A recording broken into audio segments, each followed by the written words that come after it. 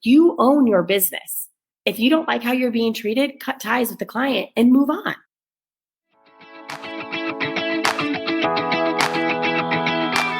Hey everyone, I'm Emily Reagan, and you've discovered Unicorns Unite. This is a podcast for freelancers, service providers, virtual assistants, and curious listeners who would like to experience the freedom and flexibility of working virtually.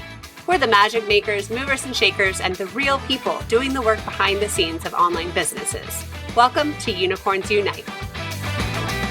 Hey everyone, Emily Reagan here. I'm your host of the Unicorns Unite. Thank you so much for being here. Today I am bringing back an interview I had with Krist Navaroli.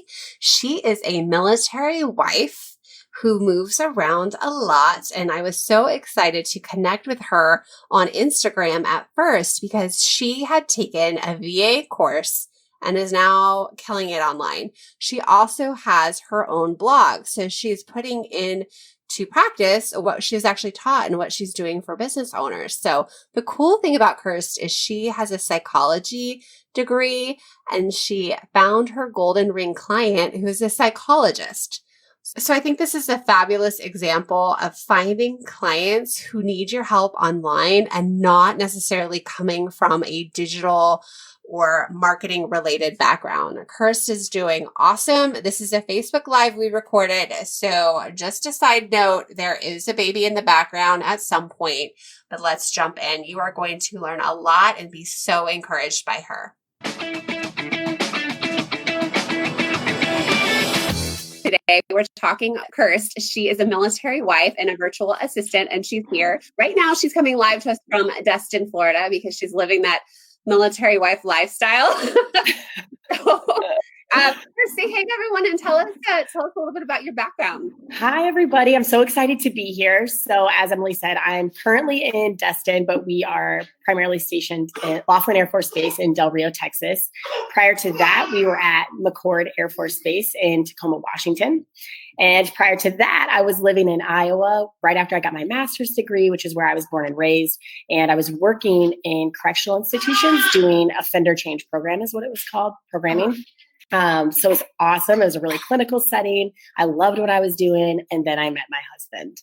So we had to move to Tacoma in order to make sure our relationship last. There was really no way it was going to work with that commute and the nature of his job.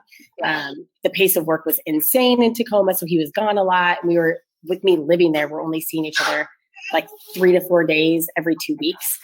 So I can't imagine if we would have tried to do it long distance. It was just the best fit for us. And when I got out there, I landed another awesome job doing exactly what I was doing in Iowa for the state of Washington. So all was well in the military lifestyle until we got our orders 2 years on station to move to Laughlin. I immediately got online and started searching, what am I going to do for work down there, applying to traditional roles, and was just getting no luck at all. And crying to my husband about it, frustrated with the process, and just lost as to where to go because I was so proud of my degree. I put a lot of money and time into that, and I wanted to, get back on my investment. And I found the virtual world, talked to my husband about it at length, and was able to do a little bit of training with Esther Eamon and her virtual assistant program. And then found an ideal client that was all about psychological assessment. So I got to use all these skills that I had and loved directly in my virtual work and stay at home with obviously our baby.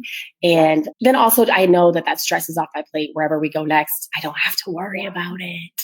Why do you think you worried about it? What is it about our jobs? Because we know we're not what we do, but Right. Why is it such a component of us? I think a lot of it for me was that when I first entered into college, I had no clue what I wanted to do. I'm a very passionate person. So if I'm doing something, I'm doing it 110%. And I knew that I didn't want to declare a major until it was something I was passionate about. And so when I stumbled into that career field of working in corrections, it was so important to me because it was empowering work. And I felt like I was giving back to my community. And I love that connection of helping people in a way that was meaningful to me. It made me proud at the end of the day to share what I was doing and opening other people's eyes to this realm of work at a completely different avenue. So I think for me, that was heartbreaking to number one, know that that opportunity might not be at the next space we were going to. Mm-hmm. But then number two, I was building these really good relationships with people, Yeah. my employer and my coworkers and then my clientele, and then having to leave every 2 years. And that I think was what hurt the most, was sitting down and explaining to them, I love what I do. I would stay here forever if it meant, I could still be in a successful marriage with my husband. And that's just, where he goes, I go, because that's what we agreed on when we got married and made those vows. So when you were having to quit that job, how did that go out? I mean, they were very supportive. So they knew from the beginning, it's a very dense military community. So they knew kind of what they were getting with me. But the kind of the crummy side of it was we thought we were going to get a little bit of an extension. And so we had anticipated being there for more like 3 to 4 years. Oh. So it caught us all off guard when we got those orders 2 years to the date of our arrival, which is a very quick turnaround. Yeah, for pilots, but there's a big pilot shortage. So that's what caused the shift. And so they took it in stride, thankfully, and were super supportive. And I'm still really close with quite a few people that I worked with in both locations. But yeah, they kind of got hung out to dry a little bit by that, because our turnaround time, we got our orders in October and we're out the door by March. Oh my gosh. So 6 months. Yeah. I think my last few jobs, we have always left early. Yeah. And I always have to fudge in the interview, even though I know, especially as an officer, we're moving a lot and my husband keeps getting these 1-year jobs, but I will fudge it and say 4 or 5 years. Yeah. Because I don't want them to think 2, even though in my head, I'm like, it's probably going to be 2. Yes. So, yes. Yeah. And that was like, I remember my friends that were in the military life also sitting me down and saying, like, don't disclose that you're a military spouse unless you have to, or unless it comes up organically, but you do not need to share that information, because if they, and that was what was happening in Del Rio. They knew I was a military spouse, so I wasn't getting any interviews because of that. And then the interview that I did get, it was obvious based on my resume that we had moved around, and doesn't take a wizard to figure out that those locations were all military spots. Right. So yeah, I was overqualified. I was overqualified, and they still were like, nope, sorry, because we know you're probably going to be leaving. Oh my God, it's so sad. And that does happen a lot. I mean, that happens with neighbors. Like, I've had neighbors not even want to get to know us because they're like, you're just going to move. Sorry.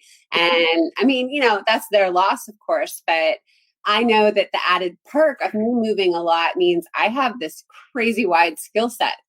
And online, it's paying off.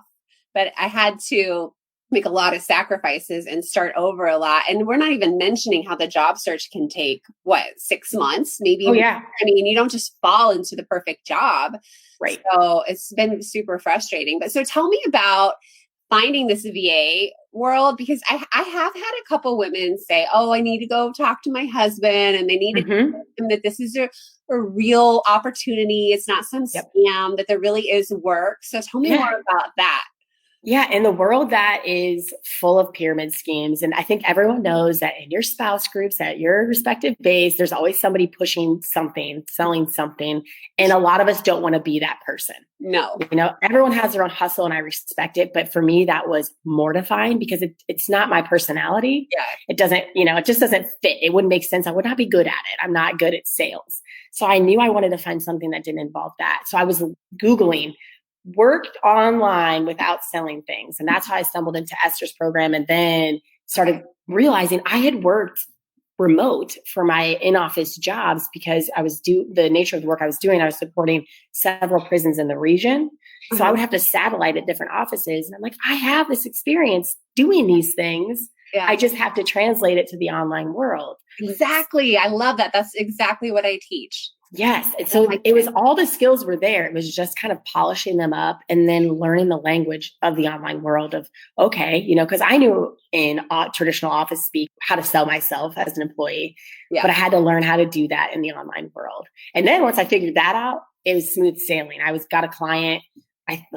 Esther's program is marketed as 90 days. And I had a client within 60 and hadn't even finished her program. I still have not finished her program. Oh my gosh, I didn't know that. That's awesome. Yeah. And she thinks that's so funny. And there's quite a few of us that are like that. Yeah. And she's cool with that, because that's the whole point is, you have the skills. It's just fine tuning them to the online world. Yeah. So I know you and I haven't talked about this a lot, but I do have a crash course, and my focus is more digital media marketing skills. Love that. So, you and I could talk forever about that, but some of my girls in my group, I have 20 girls right now, they already have jobs, and they're kind of freaking out. They're like, oh, how do I handle this? I'm like, oh my gosh, that's coming up in week 5 and it's only week 2. Yeah.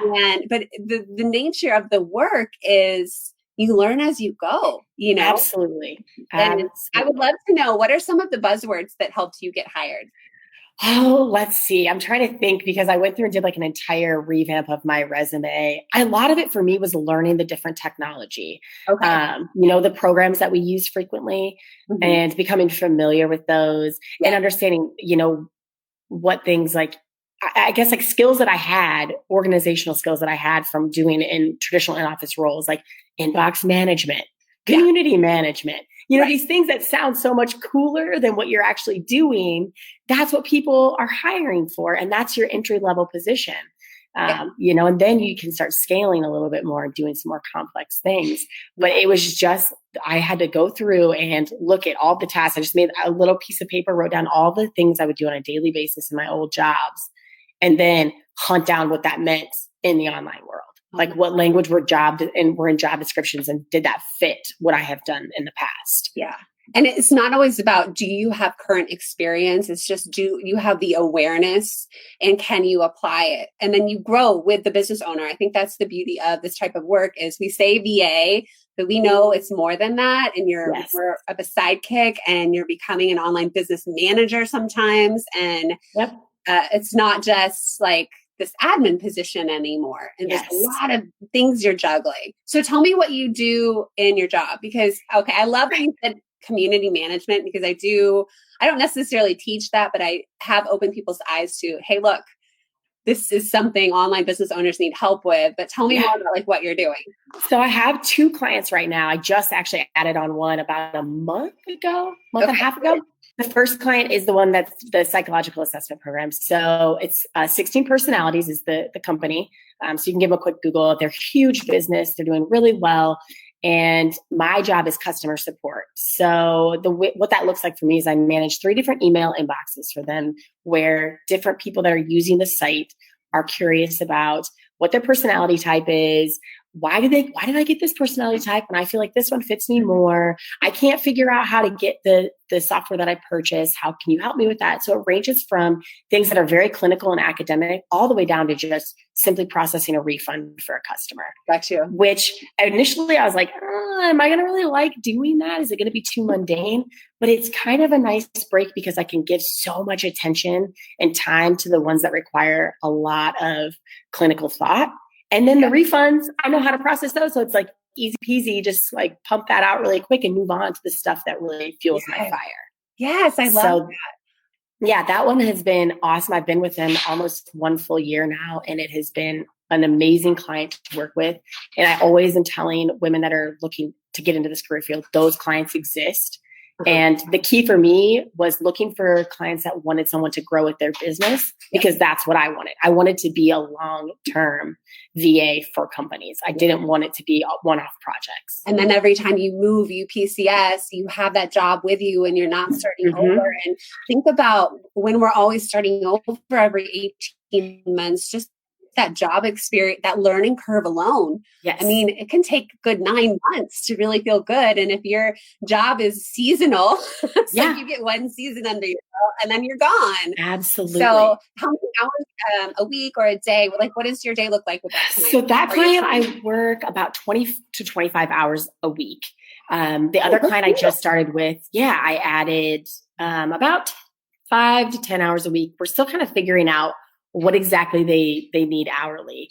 So that's been a learning curve in itself, which is why my approach is when I add a client on, I always buffer out at least a few months for us to learn together what exactly they're going to need before I commit to more clients. So a typical day for me is I will wake up with the baby in the morning, which has been all over the place lately, but she used to be waking up around 7:30. So I would get up at 6:30 and knock out a few things, like email inbox management, prioritize what is urgent, needs to be taken care of immediately, delegate or handle myself. And then get the baby going. I'll get our breakfast rolling. I'll do it usually while she's playing her little independent playtime. I'll knock out some of the things that are not necessarily high priority.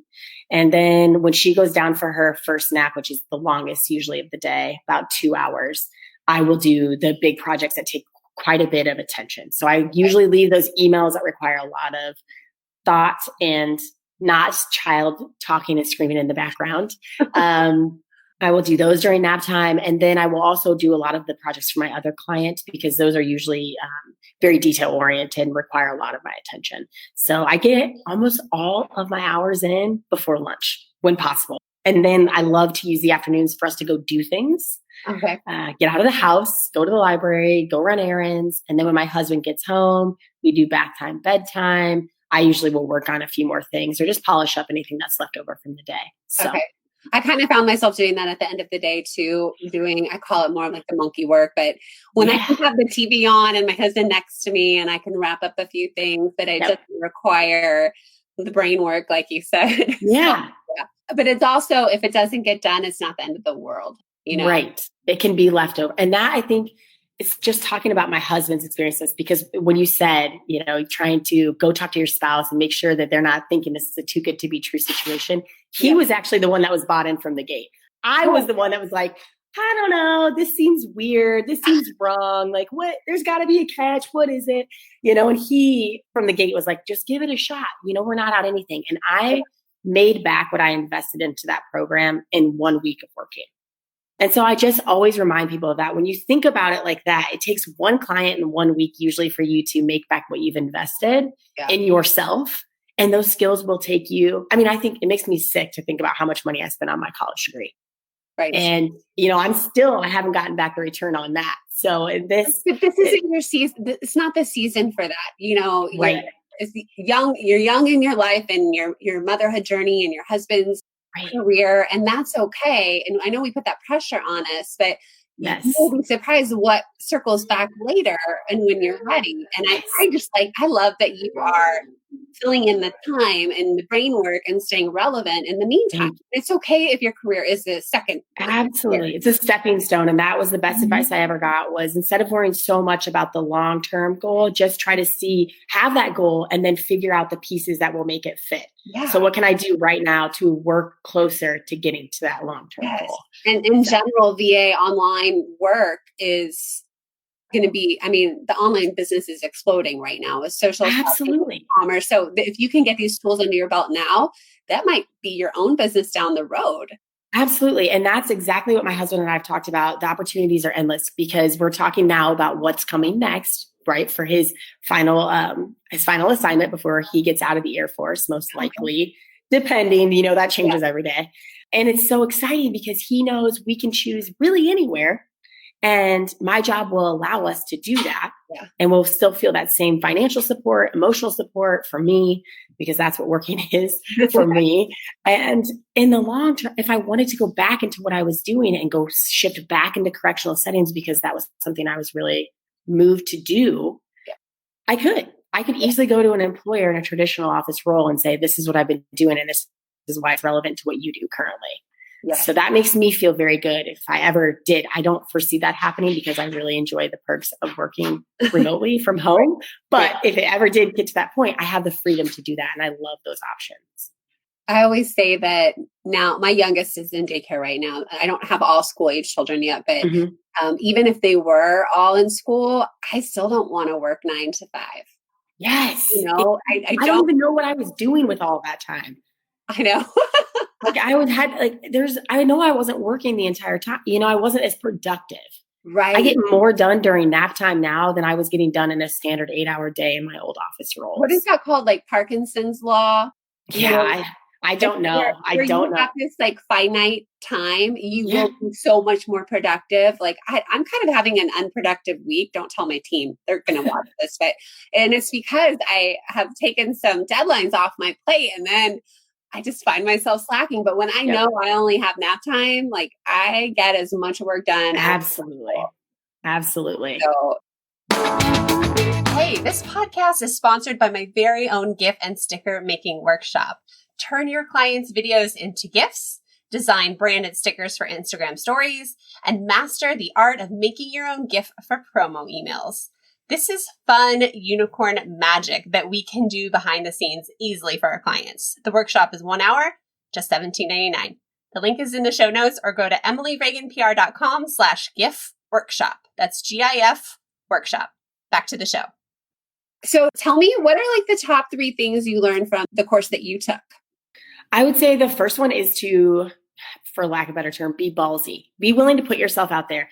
It was pounded into our brains. Do not be scared to apply for jobs. No matter how inexperienced you may think you are, get your resume together, get your application kits together, and put yourself out there.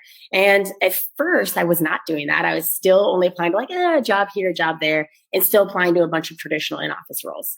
Okay. And then when I got rejected from a job that I knew I was overqualified for and was heartbroken that I didn't get, I was like, you know what? This is God's way of telling me I need to commit to what I, have invested in. And my husband agreed and said, just jump in head first. And I started applying to 5 jobs a day for about a 2-week span. And I got a client, 40 hours a week client right away. Oh my gosh. So that's a little different. Some of my students, we have more of the solopreneurs that we're working for. So it's not always this steady, I know I'm getting 20 hours a week, but I want people to hear the story and know that those clients are out there too. And absolutely. You don't have, I fall in the DIY kind of blogger area, but you don't have to do that. So there's just normal companies who need virtual work. Yes, absolutely. And that's what's so cool about it is after having my first client, which didn't end up working out, her and I did not mesh well at all. And that was a great learning experience for me. Good. So yes, I was getting 40 hours a week, but I wasn't getting paid as well as I knew I should be because I was just excited to get work, right? I just wanted to get in there.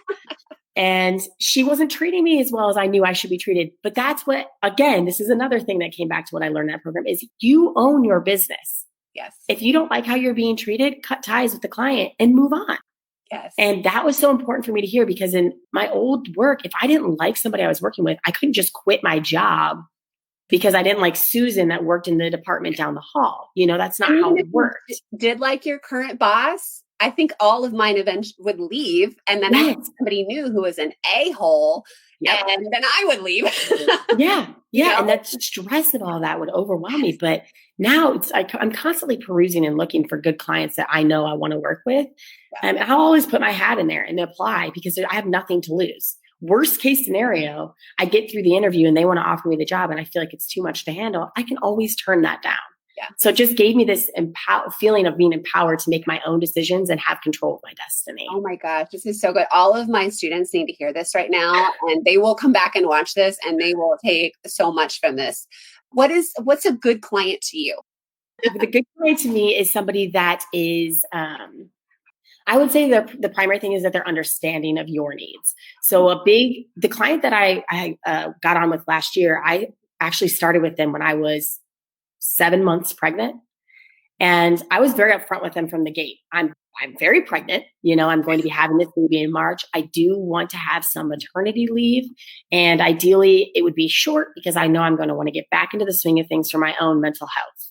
Right. I'm a doer. I like to stay busy. I'm going to need something else besides changing diapers and nursing and all the things. And they were extremely supportive of that. So much so that they paid for my maternity leave. No way. Yes. Oh my gosh. That was the other part of it is that I wasn't scared to ask them because of the relationship that I had built with them through the interview process. And one of the best little tips I've gotten from one of the girls in my VAI group was, it's an interview for you just as much as it's an interview for them. And that's how I approached that client and it paid dividends. So that was kind of a learning moment for me is I made a big ask and I got it. And then I got a little more without even asking. I did not expect for them to pay for my maternity leave and they gave me that. And that to me is a client. I will do anything for them. Wow. I will stick with them for as long as I possibly can because they have made that kind of an effort for me as a person. I guess another part of it for me is flexibility. So we like to travel and a lot of that can be traveling back home, traveling overseas, whatever. If my husband, like this is a prime example, he got these orders to go TDY about a month before we left. And I knew instantly I wanted to pack up our bags and go because his birthday is in December.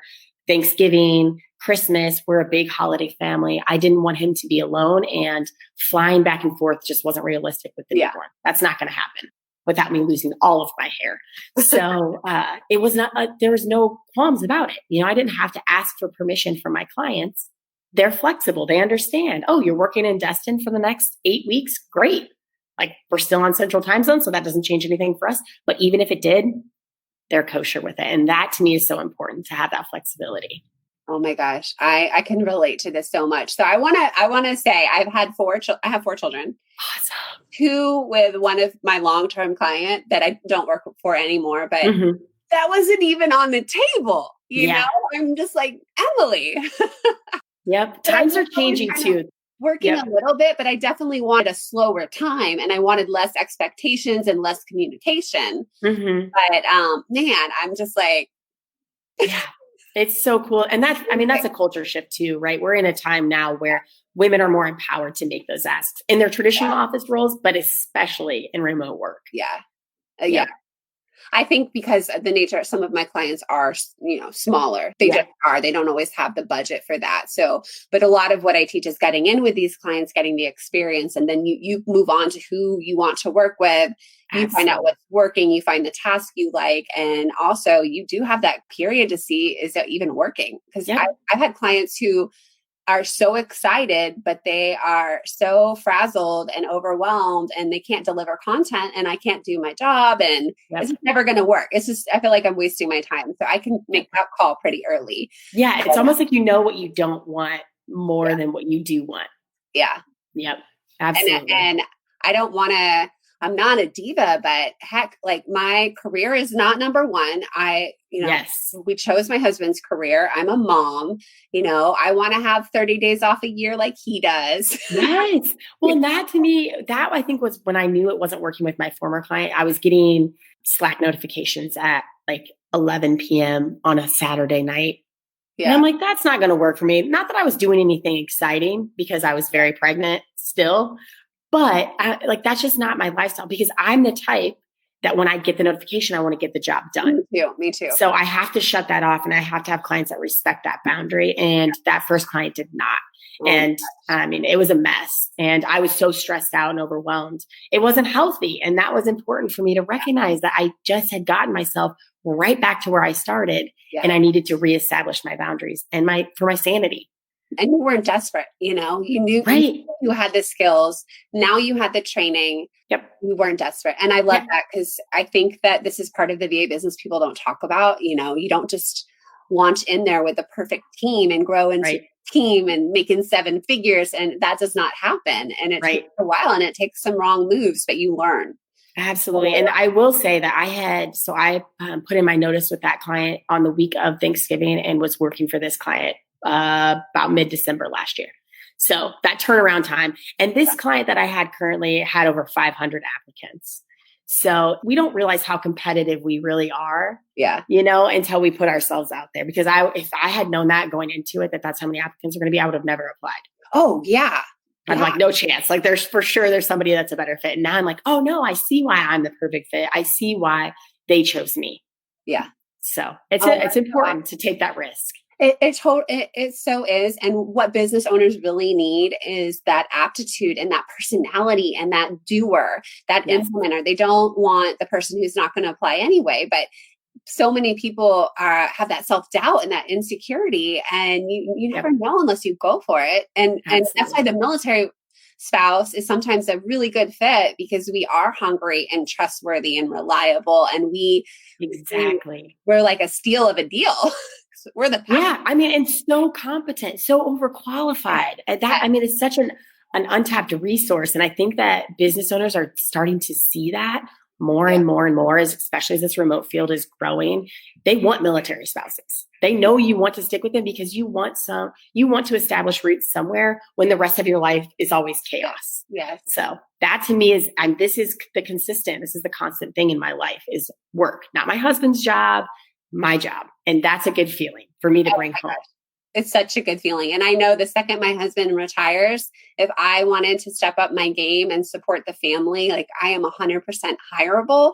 I've kept my skills up to date, and I will not have, there was a period where I didn't work that much, but now I have all the confidence in the world. It just feels so good. That's awesome. I love hearing that. So tell me Tell me about your blog that you're running. Okay. Yeah. So that's kind of our little side hustle. It's more of we saw a need for a resource and we're like, well, I guess no one else is starting it. It's going to have to be us. So Jen, who I run Wise of the Air Force, it's a blog with, her and I met at McCord out in Tacoma and became fast friends because our husbands were always gone.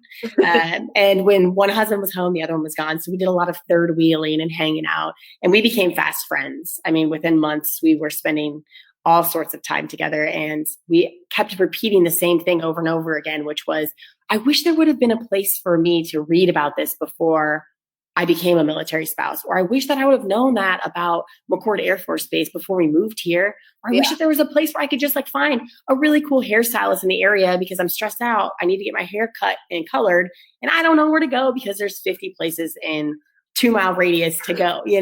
I'm scared. So we created this resource that is the blog, and we have an Instagram that goes with it that has base guides. We call them like survival guides. And it's everything that you need to know about the area that you're going to be PCSing to. So everything from hairstylists to good places to eat with recommendations, to daycares, to just like general cultural things, places to travel nearby, towns to visit, things to do. Pretty much anything that we thought, where to get your oil changed. Things that you were just needing resources for, this is all plugged into one place now. And then we have kind of lifestyle topics, and our biggest hit of a series is called A Day in the Life, which takes a spouse through what a day in the life of a spouse of a certain career would be. So for example, like my husband previously flew C-17s. So Jen has then created the day in the life of the C-17 pilot. So she walks through what a day in her life looks like, how often they're gone, what their typical work days look like, when they get to spend time together, what that looks like, holidays, things along those lines. So kind of what to expect if your husband or your wife is going to be entering into that career field. Oh, that's awesome. It's a lot of insight. I mean, and I love it because it's teaching me about other people's jobs in the Air Force, because all the time someone's like, I do XYZ. And I'm like, I have no idea what that means. Yeah. Like, I barely know what plane my spouse flies. I surely do not know what other people are doing. So and not only that, I used to work public affairs for the Air Force as a civilian, and everything has changed. So my husband comes home with all these acronyms, and I used to pride myself that I was the spouse that knew what was happening. And now I'm like, I have no idea what you're talking about. And there's this new 17 Delta, and there's this shred and acronyms and A6s. And I'm like, sure. Yeah. Yep. It's all changed since I even did my Key South training. Yes. I've been in a while, but we really enjoy being able to connect. That's another piece of it too. It's not just Jen and I's voice on here, because we do not know what all of that is for sure. Yeah. So we really rely on guest contributors and people writing in on different topics that are meaningful to them. And a prime example is we have a few women that have reached out wanting to know more about how TRICARE supports infertility treatment. And we have a couple of WAFs that have volunteered to write up on their experience about it. And we've had so many people message when they heard that we were going to be doing a post on that. Like, I felt so alone and isolated. It means so much to have this resource coming out for me to relate to and to get information from. And the real side of it, you're not just getting the PC Air Force fake news story about it. It's the real, what's really happening. Right. And that's kind of the mentality that Jen and I had. Is we had met a couple of spouses that were really negative about this lifestyle and really resented their spouse because of their job. And Jen and I made a choice early on in our marriages that we weren't going to be that way. Both of us come from families that have one spouse or another that, they had to make a sacrifice for the other. I mean, it's kind of typical. You can only give so much to either. And so we had really supportive families too, and understanding that we were dedicating this time right now to our spouse's career, and then it would be our time to shine, later down the road. And so we talk about it frequently as thriving in this lifestyle. And that's kind of what I think we're a walking, talking representation of. And that's what this job for me has been, as an example of how I could have sat back and complained, not worked, been miserable, or just desperately kept working or trying to find jobs that I didn't want to do, that were in more traditional roles. But instead, I kind of got creative and found something that was going to work for me. And now I'm thriving in this lifestyle. And it's opened up so many doors. I mean, this connection right now would not have happened had that have that not been the mentality. So, well, and that's just the type of person you are. You are a doer, an achiever, and you're going to take action. And I see those same spouses complaining. We just moved from Homestead, right? And it was a very different area. And there's some great perks, but there's a lot of spouses who just sat around and complained. And I just have to have that mindset. Like, this is my staycation. When else am I going to live here? We were actually there for 3 whole years, believe it or not. Yeah, which is awesome. But I was like, this is going to be my place. Like, it's just going to be my time. And I made that decision and I did it and I made the best of it. And it kills me when I hear that with people, but we can't change them. But that's also why I have this group here, because these are the go-getters. These are the people who know there's something out there. And might need a little push, but they're not afraid, they're going to go do it. So exactly. And, that's the cool thing is I think that what I've learned in the WAF community and since this blog has started and these connections have started forming is that we're kind of the silent majority. Yeah. It doesn't seem like there's a lot of us out there, but there's more of us than there are the women that are complaining and really hating this lifestyle. And I think that that's important to recognize because sometimes when you go to a spouse social, you hear the complainers the most. They're the loudest when you first initially get involved. And that's very discouraging. But don't give up on the spouses in your area. There's a lot of women out there that are really, really embracing this lifestyle and making the most of it. We might not like the details, but we make the most of the situation that we're in. And what I can't stand, just to get up on my soapbox, is when people try to lump me in this box, like, oh, you're just this other military spouse. I'm like, but no, I'm me and I'm separate from my husband. I don't rank. I don't play those games. And there's so many spouses who are already dead set against other military spouses. And I'm like, don't do that. Obviously that's a limiting belief and they're going to, not go far with that, but we're not all like that. And my husband was deployed this last year. And I started a book club, and technically I wasn't even part of that unit anymore. And I said, no one is allowed to bitch about Miami traffic, talk about their husband's job at all. Or that's awesome. Schools, but some of the school stuff crept in because we were moms. But I don't want to talk about these topics off limits. Like, let's us in this little room while we're drinking wine and barely talking about our book. But, yes. I mean, there's a safe space there with that community. Thank you. There's a safe space in this community for sure, where you can have that. That opportunity to vent when things are kind of going wrong. Right. But then you have to know the limitations, of where that needs to stop and where you need to shift that mindset because the world is what you make it. Well, I can't thank you enough for coming on here. I do want to talk to you because my little brother flies C-17 in Tacoma, and we're going to go visit him this year. Awesome. And I want to just pick your brain of like what I should do with my 4 kids. Yes. So, yes. Awesome. There's lots to do out there. You might know. It's got some good stuff up on the blog, so I will definitely send you some links to that. Okay. Yeah, that's my travel fun for the year. That's my big trip that I want to do in the summer. And when he was in Alaska, we didn't quite get out there. I mean, we were in Florida, so I can't thank you enough. I wish I want to come have coffee with you and just talk. I love talking shop and talking programs and talking clients, and it's been so much fun. So if we're going to put a link to your blog in the comments, and if anybody wants to submit an article, like how could they do that? So the best way is you can email us at wivesoftheairforce@gmail.com. There's also like a contact form on the blog if you get lost in there. Either way, just shoot an email to us. Let us know what you want to write about, and then we'll get you set up to start writing and help you through that process, because it can be a little intimidating, but we don't know what we're doing either. We're all just learning together. And as long as the information is getting out there, that's what's important. And I just want to throw that out there because I have met a lot of military wives in and some are, some are reserved now or retired now, but have this writing passion. I'm like, go do this, go write for a blog. I mean, you'll feel so good having that tangible result and helping your community. So do you know somebody who could do this? I encourage them, please. Absolutely. So I open a door. And we have so many women all the time. The posts that we're like, oh, we'll see how good this does. We've had some posts with over 1,000 views in like less than 24 hours. So people want to be able to relate and hear your story. So even if you think it doesn't matter, I guarantee you it does. Yeah, I guarantee you too. Yeah. Okay. Awesome. Well, thank you so much. Yes, thank you. We'll chat later online. So thank you everybody for joining us. Next week we'll have another guest, I hope. So we'll talk to you later. Awesome. Bye.